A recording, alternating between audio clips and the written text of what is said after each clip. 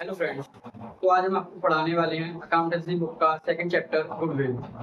इसमें हम आपको कराएंगे उन चीज उन टॉपिक्स को ज़्यादा कराएंगे जो बोर्ड के पॉइंट ऑफ व्यू से इम्पोर्टेंट होते हैं। यानी जो ऐसी चीज़ें हैं कि जिनको केवल आपको समझना है, बोर्ड के पॉइंट ऑफ व्यू से ज़्यादा इम्पोर्टेंट नहीं है, तो उनको हम केवल ऊपर ऊपर से देखेंगे, उनका केवल मतलब देखेंगे और उन पर ज़्यादा ध्यान नहीं देंगे।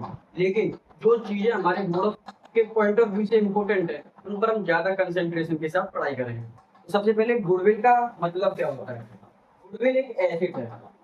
क्या है? एसेट। कौन सा एसेट है? Intangible asset. इंटेंजिबल का मतलब समझते ही होंगे। इंटेंजिबल का मतलब जिसकी कोई फिजिकल एग्जिस्टेंस ना हो, यानी जिसको हम देख ना सकते हो, ना टच कर सकते हो, केवल उसकी वैल्यू होती है और उसको महसूस कर सकते हैं। महसूस का मतलब है कि किसी की गुडविल है तो हाँ, उसको देखकर हाँ भाई इस पर लोग ज्यादा जा रहे हैं, मतलब कुछ बात है इसमें, उसको महसूस किया जा सकता है, उसको उसकी वैल्यू को देखा जा सकता है। उसको कभी नहीं देखा जा सकता, ना उसका कोई फिजिकल एग्जिस्टेंस है। तो गुडविल क्या है? गुडविल एक इंटेंजिबल एसेट है जो कि हमारी एंटरप्राइज को नॉर्मल प्रॉफिट से ज्यादा प्रॉफिट देता है।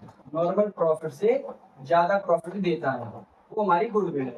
यानी गुडविल क्या है? Goodwill is the present value of expected future profit. की दूसरी भी डेफिनेशन बन सकती है कि गुडविल फ्यूचर के एक्सपेक्टेड प्रॉफिट प्रेजेंट वैल्यू है। Goodwill is the present value. Goodwill कोई भी प्रेजेंट वैल्यू है एक्सपेक्टेड टू फ्यूचर प्रॉफिट, मतलब फ्यूचर प्रॉफिट को, फ्यूचर प्रॉफिट के लिए वो करंट में वैल्यू है, लेकिन उसको आगे भी वो आपको प्रॉफिट देगी, आगे भी वो आपको प्रॉफिट देगी। अब इसके कुछ फीचर्स हैं। इंटेंजिबल एसेट, यानी ये एक इंटेंजिबल एसेट है, फिजिकल एग्जिस्टेंस नहीं है इसका, फिजिकल एग्जिस्टेंस नहीं है इसका, पर इसकी वैल्यू है, बट है वैल्यू, और इसकी वैल्यू होती है। ठीक है ना? क्या है? इसकी वैल्यू होती है। It does not have existence separate from business. इसकी कोई बिजनेस से अलग सेपरेट एग्जिस्टेंस नहीं है। कोई बिजनेस है एक्स वाई जेड, ये बहुत ज्यादा प्रॉफिट कमाता है, नॉर्मल प्रॉफिट से भी ज्यादा प्रॉफिट कमा रहा है। जब ये बिजनेस बंद हुआ, बिजनेस क्लोज हुआ, तो जो इसकी गुडविल थी वो भी क्लोज हो गई, गुडविल भी क्लोज हो गई। और अगर इसको किसी और ने खरीद खरीद लिया, अदर पर्सन, किसी और पर्सन ने खरीद लिया, तो जो इसकी गुडविल है वो भी उस इंसान के पास चली जाएगी जो उसको खरीद रहा है। It has been earning higher than normal profit. Normal profit से ज्यादा पैसा कमाने में हेल्प करता है। ये आता कैसे है? कुछ लोकेशनल एडवांटेजेस होते हैं, जैसे trademark, patent, favourable location. Favourable location मतलब कोई ऐसी जगह जहां पर लोगों का आना जाना ज्यादा लगा हो। ठीक है, तो ऐसे ये कुछ फीचर्स हैं। अब इसके बाद गुडविल के टैक्स के हैं। टैक्स पर जाने से पहले मैं आपको बता दूं गुडविल की हमें जरूरत क्यों पड़ती है। Need for goodwill. गुडविल की आखिरकार हमें जरूरत क्यों है? देखो, गुडविल की जरूरत कब है? जब कोई पार्टनर मर जाए, पार्टनर डाइज, रिटायर, या तो रिटायर हो जाए या मर जाए, प्रॉफिट शेयरिंग रेशियो बदल जाए, प्रॉफिट शेयरिंग रेशियो बदल जाए, फर्म डिसॉल्व हो जाए, फर्म डिसॉल्व हो जाए, ऐसे इन केसेस में हमें इसकी जरूरत पड़ती है। या कोई पार्टनर का एडमिशन हो रहा हो, एडमिशन ऑफ न्यू पार्टनर। ठीक है, इन केसेस में हमें गुडविल की जरूरत पड़ती है। आपको एक बात बता दी, गुडविल सेकंड चैप्टर से शुरू होती है और ये एंड के 7 चैप्टर तक चलती है। सेकंड चैप्टर से 7 चैप्टर तक गुडविल हर जगह पर यूज होती है, चाहे एडमिशन हो, रिटायर हो, डिसॉल्यूशन हो, प्रॉफिट शेयरिंग रेशियो बदलने या कुछ भी हो, गुडविल की जरूरत पड़ती ही है। ठीक है, गुडविल के टैक्स क्या होते हैं? गुडविल के टैक्स गुडविल हमारी दो तरह की होती है, self generated goodwill, self generated goodwill और परचेज्ड गुडविल। ठीक है, self generated goodwill, purchased goodwill. Self generated goodwill का मतलब है जो गुडविल खुद बनाई गई हो, खुद बनाई गई हो। और इस गुडविल को क्या है, अकाउंटिंग स्टैंडर्ड 26 क्या कहता है कि जो सेल्फ जनरेटेड गुडविल है, ये जो हमारी सेल्फ जनरेटेड गुडविल है, उसको हम अकाउंटिंग बुक्स में रिकॉर्ड नहीं करेंगे। We can record in accounting books. हम इसको अकाउंटिंग बुक्स में रिकॉर्ड नहीं कर सकते, ये अकाउंटिंग स्टैंडर्ड 26 कहता है। लेकिन परचेज गुडविल जिसको हम खरीदते हैं, हम चाह रहे हैं बिजनेस करना, किसी इंसान का बिजनेस बहुत अच्छा चल रहा है, इसकी गुडविल अच्छी है। अब हमने क्या किया, हमें बिना कुछ किए ज्यादा फायदा चाहिए, हम उसके बिजनेस को खरीद रहे हैं, उसकी गुडविल को भी साथ में खरीदेंगे। उसके बिजनेस का जो पैसा था, यानी उसके जो बिजनेस की वैल्यू है, वो केवल और केवल, बिजनेस की वैल्यू जो है वो केवल और केवल 20 लाख रुपए है, और वो डिमांड कर रहा है 30 लाख रुपए की। वो 30 लाख रुपए क्यों मांग रहा है, जो 10 लाख रुपए ऊपर हैं, वो 10 लाख इसीलिए है क्योंकि उसको पता है कि वो उसका जो बिजनेस है वो उसको 10 लाख का प्रॉफिट आसानी से करके दे देगा। यानी ये 10 लाख है, यही गुडविल है। यानी अब हमने क्या किया, हमने बिना ज्यादा मेहनत किए उसकी गुडविल को खरीद लिया, तो हमने उसको 10 लाख रुपए फालतू दे, एक्स्ट्रा दे दिए। गुडविल को खरीदने के लिए हमने उसको पैसा एक्स्ट्रा दे दिया 10 लाख रुपए, और गुडविल हमारे पास आ गई। जब हमने गुडविल को खरीदा है तो इसको हम रिकॉर्ड भी करेंगे। यानी हमारा अकाउंटिंग स्टैंडर्ड 26 साफ कहता है कि अगर गुडविल सेल्फ जनरेटेड है, मैंने बिजनेस को शुरुआत से पाल पोस कर बड़ा किया है, तो उसकी गुडविल को हम रिकॉर्ड नहीं करेंगे अकाउंटिंग बुक्स में। लेकिन हमने उसको डायरेक्ट जब वो बिल्कुल बड़ा हो गया बिजनेस, उसको तब खरीदा है, तो हम उसकी जो गुडविल होगी उसको रिकॉर्ड करेंगे, रिकॉर्ड इन अकाउंटिंग बुक। यानी अकाउंटिंग बुक्स में हम उसको रिकॉर्ड करेंगे।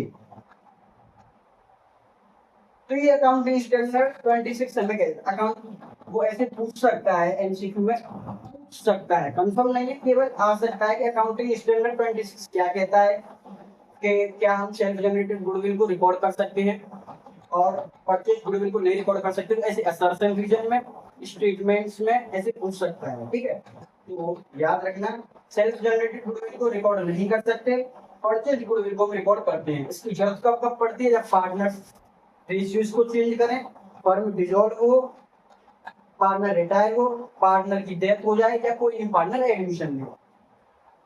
गुडविल क्या है, गुडविल एक इंटेंजिबल एसेट है, इसकी कोई फिजिकल एग्जिस्टेंस नहीं है, लेकिन वैल्यू होती है इसकी।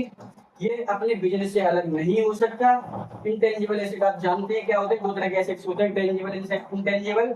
और बाकी गुडविल तो हमें सेकंड चैप्टर से लेकर 7th चैप्टर तक पढ़नी है। तो ये गुडविल के बारे में जो थोड़ा बहुत पता होना चाहिए वो बता दिया है, देख लो। और अब जो मैं बताऊंगा वो गुडविल को कैसे निकालते हैं, उसके मेथड्स को बताऊंगा। तो उनके मेथड्स को बताने से पहले जो इसको अगर देखना हो तो एक बार देख सकते हो। तो अब हम देखने वाले हैं मेथड कि कैसे गुडविल को निकालते हैं। देखो हमारे ओवरऑल 3 मेथड होते हैं, एवरेज प्रॉफिट मेथड, आपका सुपर प्रॉफिट मेथड और कैपिटलाइजेशन मेथड। सबसे पहले हम करने वाले हैं average profit method. Average profit method में भी हमारे 2 मेथड्स होते हैं, सिंपल एवरेज प्रॉफिट मेथड और weighted average profit method. Simple average profit method में क्या होता है, गुडविल को निकालने का जो फॉर्मूला होता है वो होता है total profit upon total number of years into number of year purchase. Number of year purchase आपको निकालने की जरूरत नहीं है, क्वेश्चन आपको साफ साफ ये बता देगा कि कितने नंबर ऑफ ईयर परचेज है। ठीक है ना, वो आपको बता देगा कितने नंबर ऑफ ईयर परचेज है। टोटल प्रॉफिट कैसे निकाला जाएगा,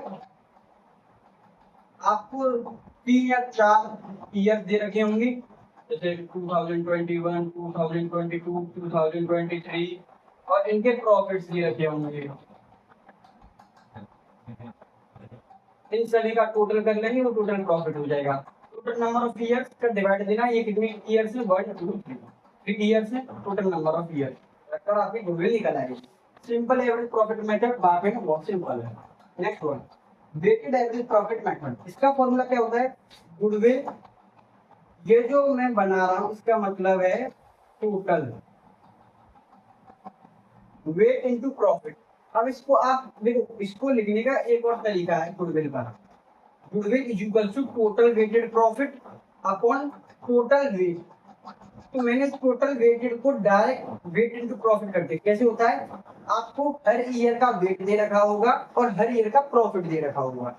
अब उसमें क्या करना है, हर ईयर के वेट का हर ईयर के प्रॉफिट के साथ मल्टीप्लाई कर देंगे। जैसे 2021 वेट ईयर दे रखा है, वेट 2 और प्रॉफिट आपको दे रखा है और 10,000। 2022 वेट 3 प्रॉफिट 20,000। तो अब आपको यहाँ पर ये टोटल करना होगा 20,000 और 60,000। ये ओवरऑल हुआ आपका 80,000। इस 80,000 को लेकर जाएंगे इस जगह पर, ठीक है। और इस जगह पर टोटल वेट, अब ये वेट कितना हुआ टोटल? 3 + 2 5। इसको लिख देंगे इस जगह, ऐसे करके टोटल वेट। तो इसलिए मैंने लिखा है टोटल करना है वेट इनटू प्रॉफिट का, यानी हर ईयर का उसके वेट और उसके प्रॉफिट के साथ मल्टीप्लाई करें और उसको इन द एंड सम करके उस जगह पर लिख दें फॉर्मूले में, और उसके बाद उस वेट का टोटल करके उस जगह पर। ऐसे ना कहने का 1 2, इनको प्लस करना है। और ये 3 भी हो सकते हैं, 4 भी ईयर हो सकते हैं, 5 भी ईयर हो सकते हैं, ठीक है ना। ऐसे करके इनको लिख देंगे और नंबर ऑफ ईयर परचेज का मल्टीप्लाई, ऐसे करके ये आपका एवरेज प्रॉफिट मेथड के दोनों जो पार्ट है, सिंपल एवरेज प्रॉफिट मेथड और वेटेड एवरेज प्रॉफिट मेथड, दोनों कंप्लीट होते हैं। नेक्स्ट है super profit method. Super profit method को भी मैं बताता हूँ कैसे होता है। तो हमारा सेकंड मेथड है सुपर प्रॉफिट मेथड। इससे गुडविल कैसे निकलती है? इससे गुडविल निकालने का जो फॉर्मूला है वो है super profit into number of year purchase, sorry number of year purchase, मतलब कितने साल की, जो कितने साल की हम गुडविल को परचेज करते हैं, नंबर ऑफ ईयर परचेज। और सुपर प्रॉफिट कैसे निकलता है? देखो, सुपर प्रॉफिट मेथड में super profit into number of year purchase तो निकल जाए, ये मिलेगा हमको। तो फिर सुपर प्रॉफिट को कहीं ना कहीं से निकालना होगा। सुपर प्रॉफिट को निकालने का फॉर्मूला होता है एवरेज प्रॉफिट। एवरेज प्रॉफिट आप निकालना चाहते हैं, जान देंगे total profit upon total number of years, sorry sum total profit upon total number of years. ऐसे कर आपका ओवरऑल एवरेज प्रॉफिट निकल जाएगा। एवरेज प्रॉफिट निकालने का फॉर्मूला पहले से बताया हुआ है, total profit upon total number of years, ठीक है। ऐसे एवरेज प्रॉफिट निकलता है आपका। और नॉर्मल प्रॉफिट, नॉर्मल प्रॉफिट कैसे निकलता है? नॉर्मल प्रॉफिट आपका निकलता है capital employed into normal rate of return upon 100 NRR, normal rate of return. ये आपको दिया गया होगा क्वेश्चन में, ऑलरेडी गिवन इन क्वेश्चन, ठीक है। NRR। अब कैपिटल एम्प्लॉयड कैसे निकालते हो? कैपिटल एम्प्लॉयड निकालने का सबसे सिंपल तरीका है वो है टोटल एसेट्स में से आउटसाइडर लायबिलिटीज को माइनस कर दो। टोटल एसेट्स में से आउटसाइडर लायबिलिटीज को माइनस कर दो। और भाई साहब, अगर कैपिटल एम्प्लॉयड इनमें से ना भी निकला हो तो थोड़े से और कई फॉर्मूले होते हैं कैपिटल एम्प्लॉयड को निकालने के, ठीक है। तो आप कई तरीकों से कैपिटल एम्प्लॉयड निकाल सकते हैं। जो सबसे नॉर्मल है वो यही है, टोटल एसेट्स में से आउटसाइडर लायबिलिटीज को माइनस कर दो। तो ऐसे कर आपका ये सुपर प्रॉफिट मेथड पूरा होता है। इसके बाद आपके जो मेथड्स हैं वो है capitalization of average profit method और capitalization of super profit method. अब capitalization of super profit method में क्या होता है? Capitalization of super profit method में होता है आपका super profit into 100 upon NRR। इसको मैं वैसे बताता हूँ तो कैसे निकलेगा, उसको मैं अभी तैयार करता हूँ जब तक आप इसको सुपर प्रॉफिट मेथड को देख लें अच्छे से। तो तीसरा जो मेथड है वो है कैपिटलाइजेशन मेथड। इसमें हमारे दो मेथड्स हैं, capitalization of average profit method और capitalization of super profit method. ठीक है, अब इनमें capitalization of average profit method से कैसे निकलता है, देखो गुडविल निकलती है capitalized value minus capital employed. Capitalized value minus capital employed. अब कैपिटलाइज्ड वैल्यू कितने के लिए, कैपिटलाइज्ड वैल्यू निकालने का जो फॉर्मूला वो है average profit into 100 upon NRR, normal rate of return. Normal rate of return. ठीक है, अब capitalization of super profit method, ये सेकंड मेथड, इसका जो फॉर्मूला है वो है गुडविल निकालने का super profit upon 100, super profit into 100 upon NRR, super profit into 100 upon NRR। हम कहेंगे कैपिटल एम्प्लॉयड वैसे ही जैसे निकालते थे total assets minus outsider liability, outsider liability. ठीक है, ऐसे करके आप कैपिटल एम्प्लॉयड निकाल देंगे। कैपिटलाइज्ड वैल्यू निकालने के लिए आप average profit into 100 upon NRR, NRR यानी नॉर्मल रेट ऑफ रिटर्न, जो कि आपको ऑलरेडी क्वेश्चन में गिवन होगा, क्वेश्चन में गिवन होगा। ठीक है, सुपर प्रॉफिट आप जानते हैं, एवरेज प्रॉफिट में से नॉर्मल प्रॉफिट निकाल देंगे। नॉर्मल प्रॉफिट जो आप निकालते हैं, नॉर्मल प्रॉफिट का जो फॉर्मूला होता है वो होता है capital employed into NRR upon 100। ये आप ऐसे करके नॉर्मल प्रॉफिट निकाल लेंगे। तो यहाँ पर आपके पूरे 3 मेथड्स गुडविल को कैलकुलेट करने के वो कंप्लीट होते हैं। अब इनमें कुछ एडजस्टमेंट होती है जो कि आ सकती हैं, जैसे आगे को आ सकती है, कोई पता नहीं। इसलिए तो कैपिटल एम्प्लॉयड को अभी मैंने एक तरीके से निकालना सिखाया, दो तरीके कैपिटल एम्प्लॉयड को निकालने की और बताता हूँ। बाकी जो हमारे कुछ एडजस्टमेंट हैं क्लोजिंग स्टॉक से रिलेटेड, जैसे क्लोजिंग स्टॉक अंडर वैल्यूड हो गया, क्लोजिंग स्टॉक ओवर वैल्यूड हो गया, तो उनका क्या होना है उनको बताता हूँ। आप इसको देखना चाहें तो देख लें, ये जो फॉर्मूले हैं NRR, ठीक, आप इनको देख लीजिए जब तक मैं उनको तैयार कर लिया।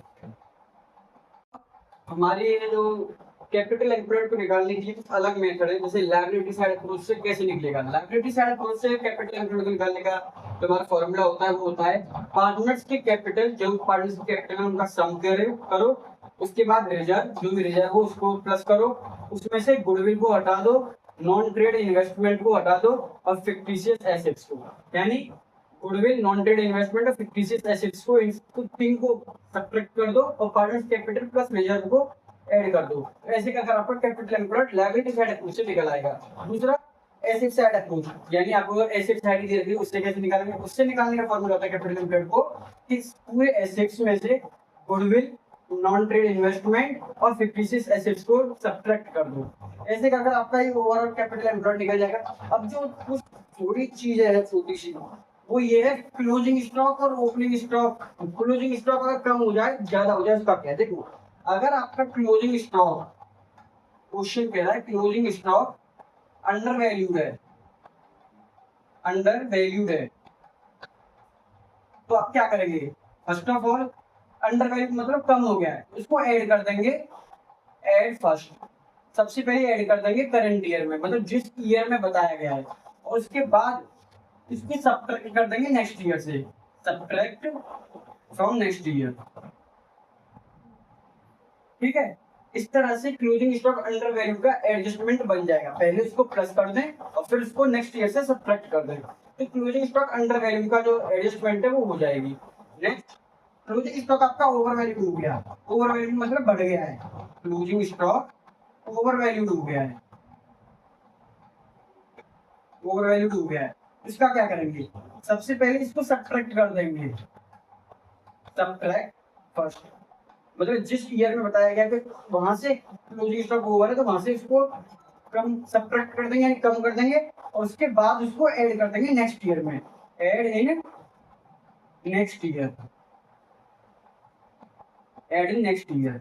ठीक है, तो ऐसे कर कर आपके ये जो दो एडजस्टमेंट है क्लोजिंग स्टॉक वो अंडर वैल्यूड हो जाएगा, तो आप इसको पहले ऐड करेंगे फिर सब्ट्रैक्ट कर देंगे नेक्स्ट ईयर से, और ज्यादा हो जाएगा तो पहले सब्ट्रैक्ट कर देंगे नेक्स्ट ईयर में ऐड कर देंगे। तो ऐसे कर कर आपका चैप्टर सेकंड चैप्टर खत्म होता है, और जो बोर्ड के पॉइंट ऑफ व्यू से वो सारी चीजें क्लियर करा दी हैं। आपको और कोई भी डाउट हो या आपको क्वेश्चन की प्रैक्टिस चाहिए तो आप कमेंट सेक्शन में बताएं, अगर 2-3 लोगों के भी कुछ कमेंट आएंगे तो मैं जरूर उस पर वीडियो लेकर आऊंगा। थैंक यू, वीडियो को लाइक करें, चैनल को सब्सक्राइब करें और वीडियो को शेयर जरूर करें। धन्यवाद।